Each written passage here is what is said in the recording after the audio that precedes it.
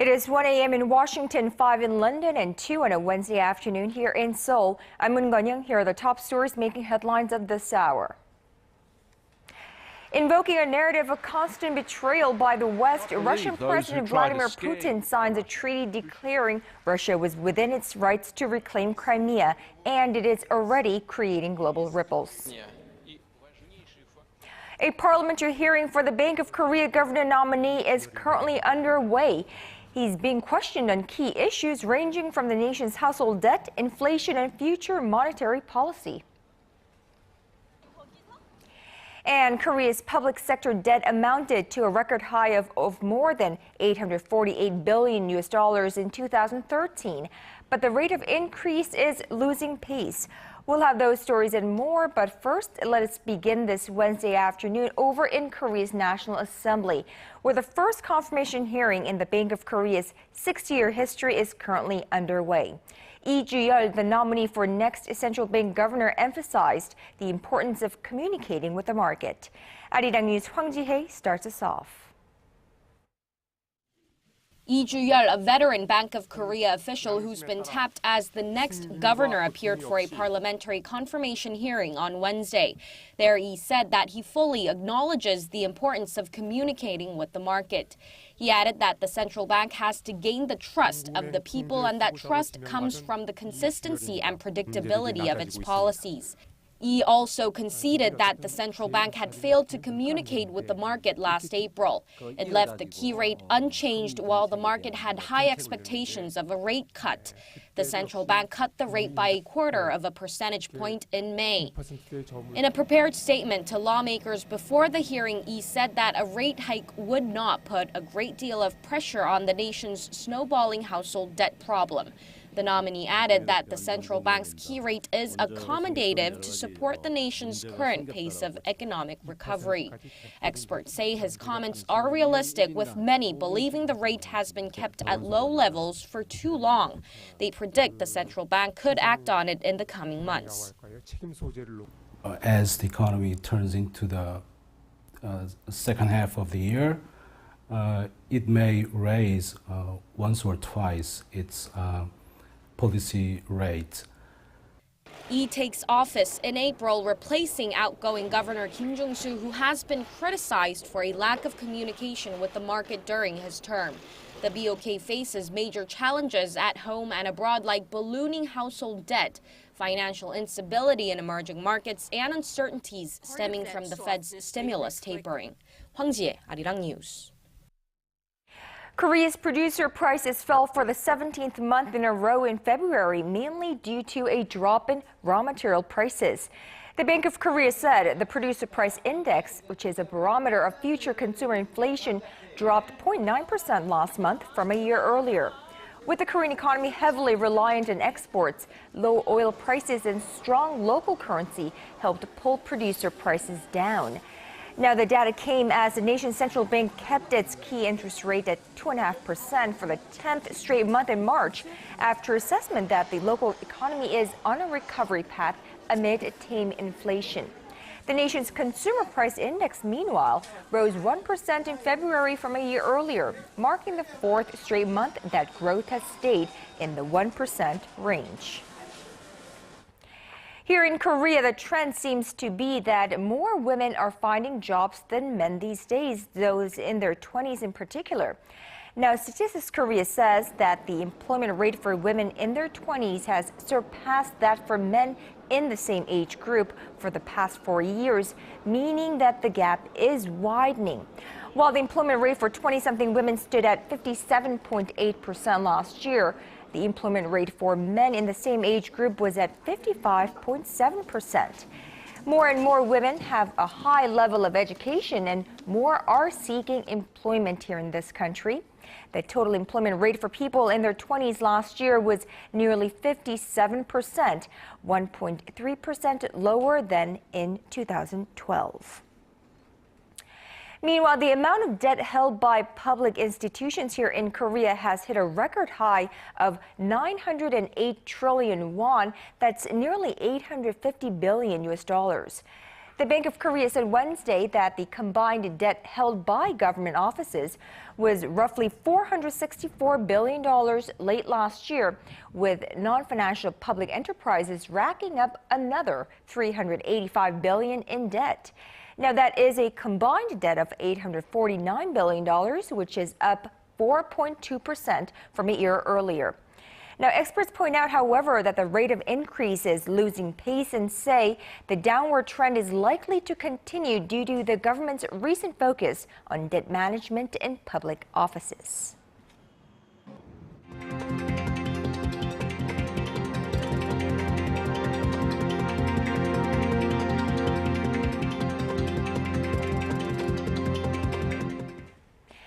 Diplomatic tensions between Russia and the West have hit new highs, with the first Ukrainian soldier reportedly being shot dead just hours after Russian President Vladimir Putin signed a treaty to claim Crimea as Russian territory.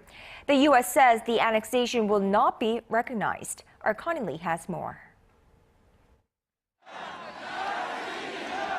In Moscow, the crowds chanted "Russia, Russia," and in Crimea, cheers and applause filled the streets after Russian President Vladimir Putin signed a treaty on Tuesday in front of parliament to make Crimea part of Russia. It is such a momentous day today. We want to say that we are very proud of our President Vladimir Putin. Putin says Russia must now act as Ukraine's new government. And in front of crowds late Tuesday in Moscow's Red Square, he said Crimea has finally returned to its home port to Russia. We have done a lot together, but we will do much more. We will need to solve many tasks, but I'm confident that we will overcome everything, resolve everything, because we are together. Glory to Russia!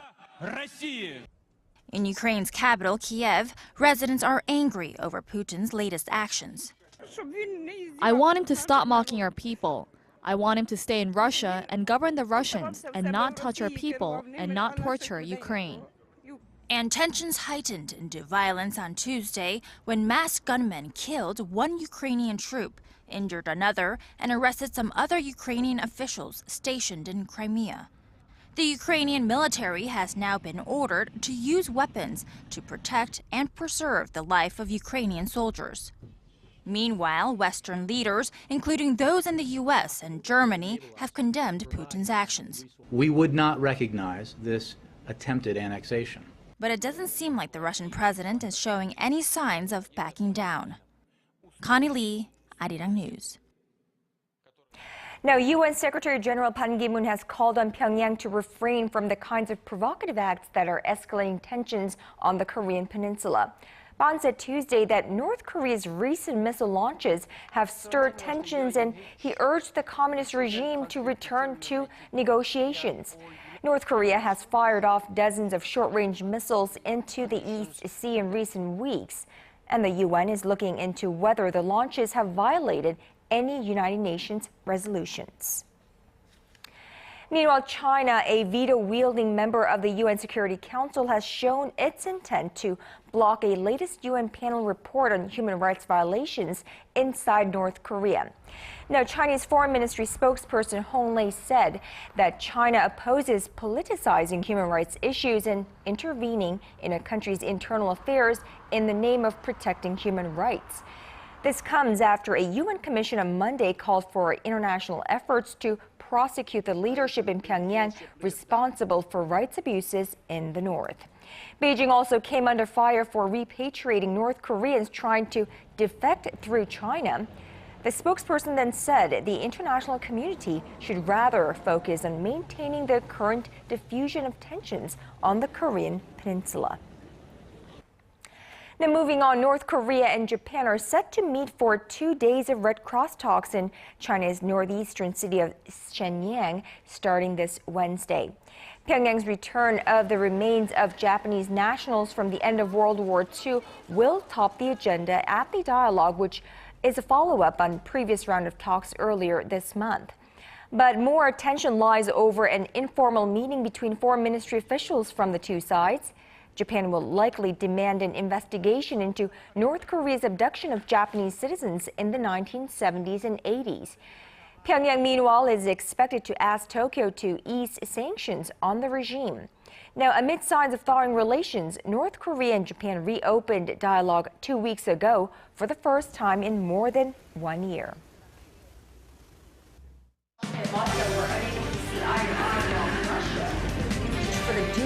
All of the day's important events close to home and around the world. Join Moon Gon-yong live from Seoul. Mobile shopping market for the dual use of the Korean name East Sea and Japanese name Sea of Japan in school textbooks in the state of Virginia.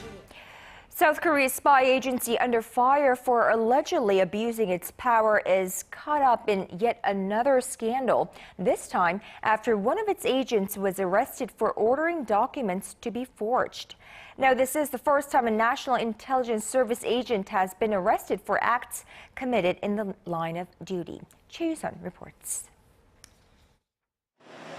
Prosecutors have arrested a South Korean intelligence agent on charges of forging documents in a scandal underlining the need to reform the country's spy agency.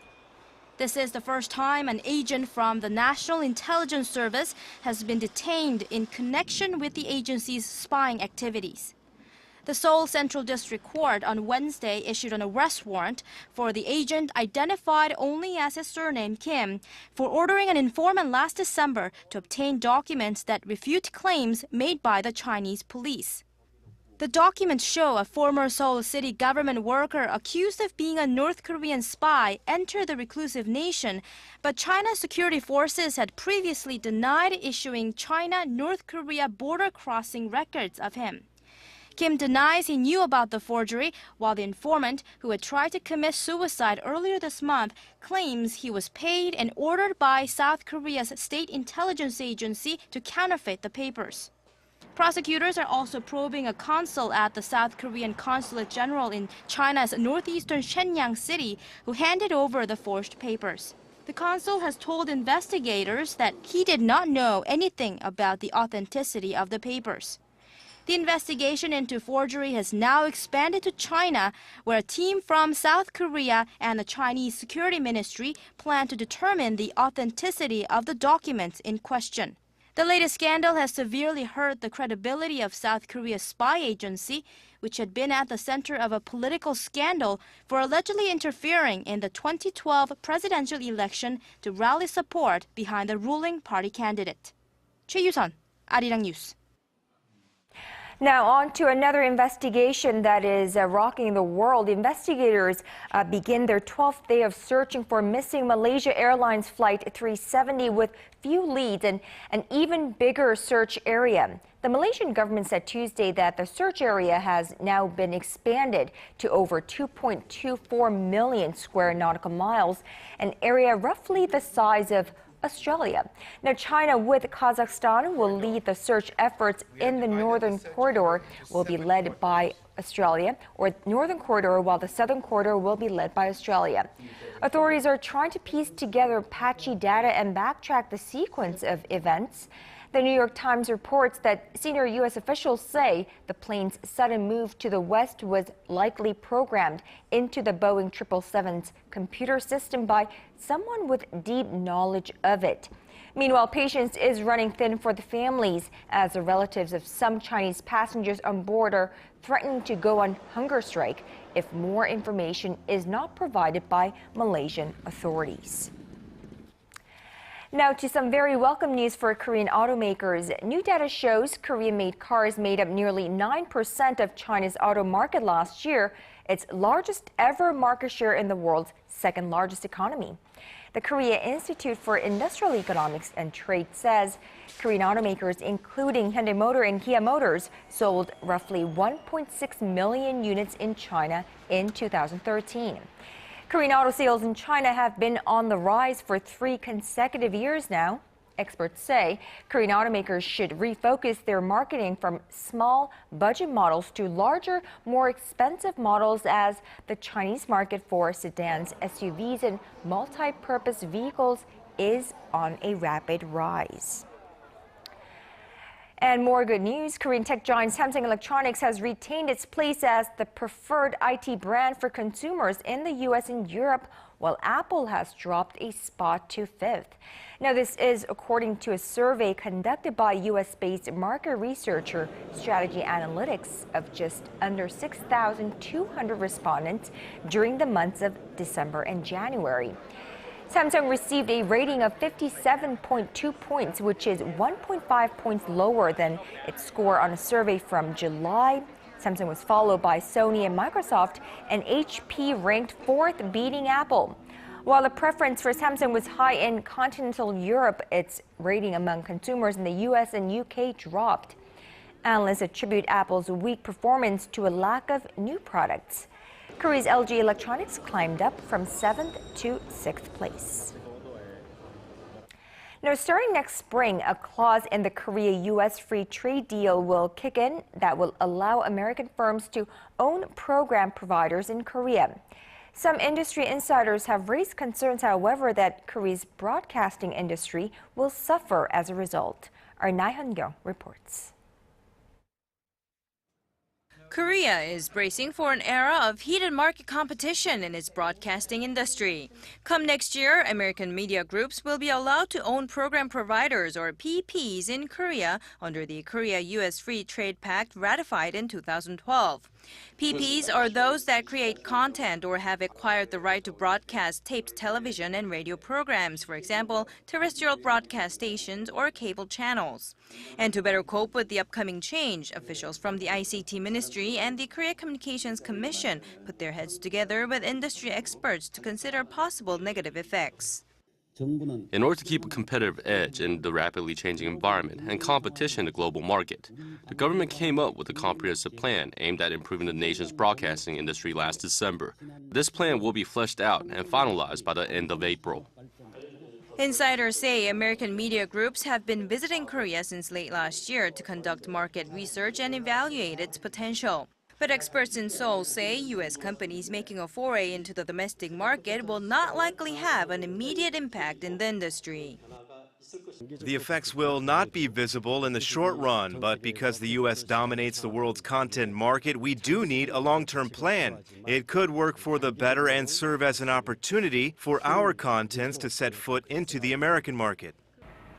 Officials say the profit structure for the PPs should also be modified so they can focus more on producing creative content rather than relying on commercials.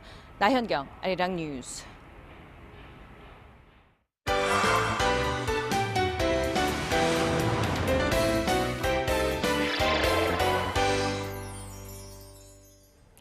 And now it's time for our daily arts and culture segment. And for that, we have, of course, our Im Yoon-hee joining me live in the studio.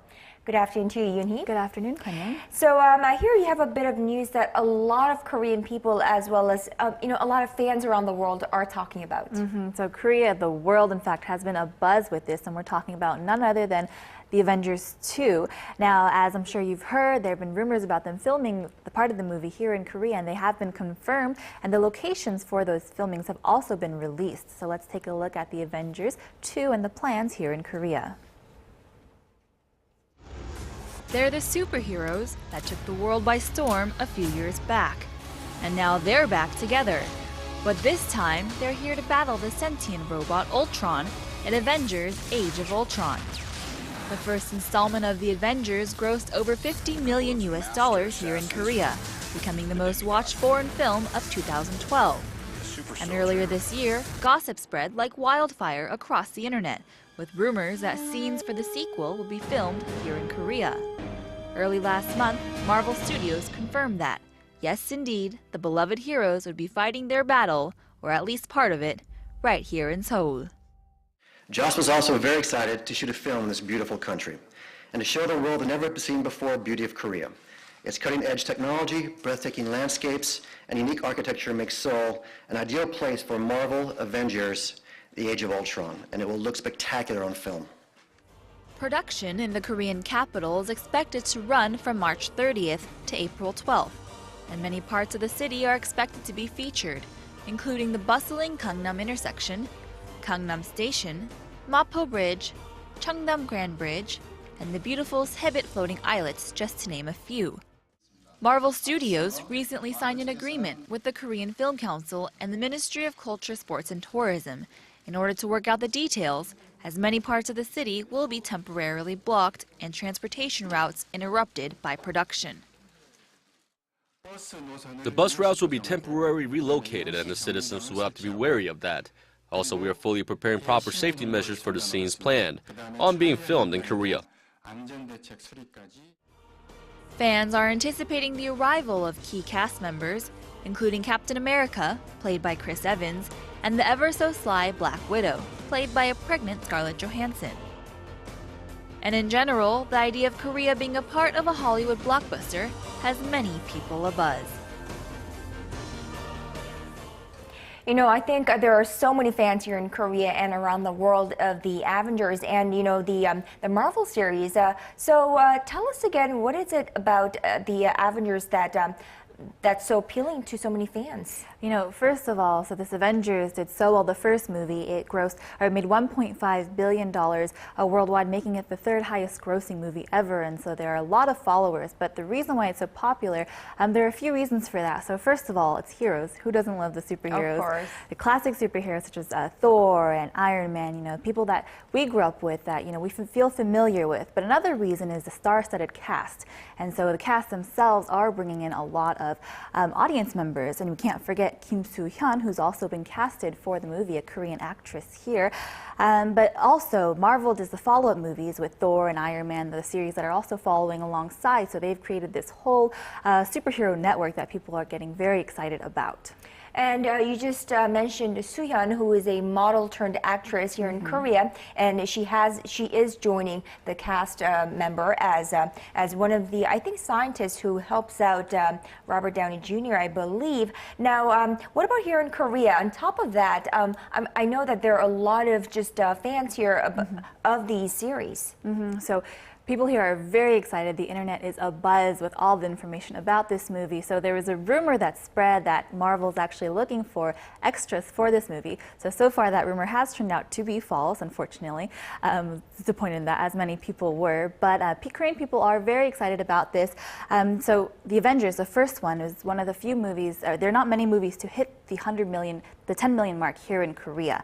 And so this Avengers, the second installation, is going to be a big movie here next summer.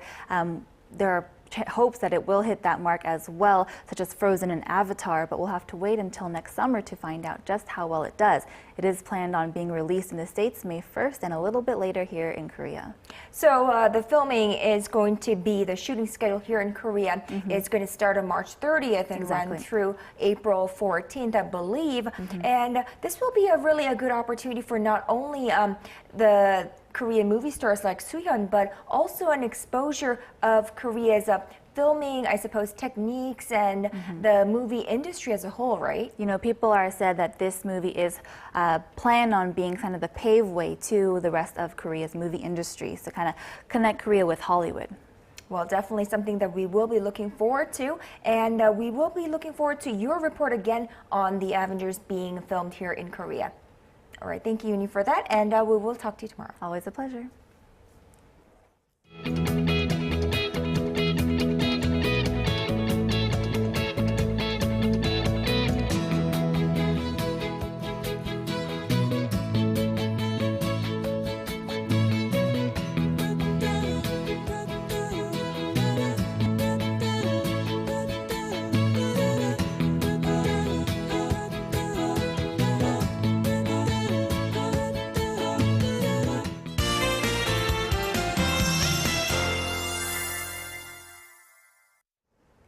Now, good afternoon. The level of ultrafine dust and the yellow dust have come back down to normal in most places, but it may still feel a bit gloomy out because it's very cloudy today.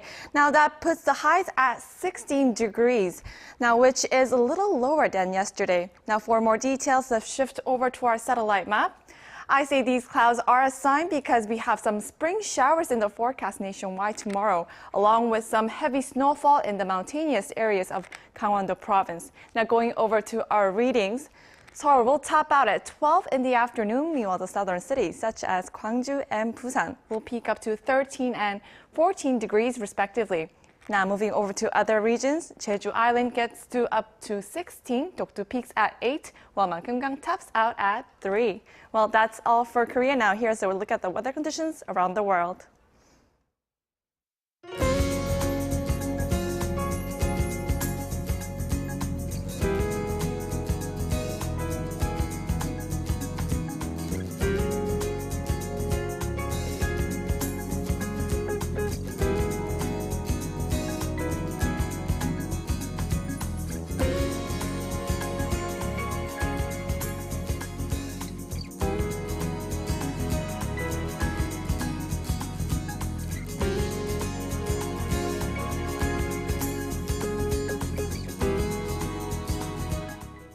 And that's all for me at this hour. Thank you for watching. I'll be back with Business Today at 4 p.m. Korea time. See you then.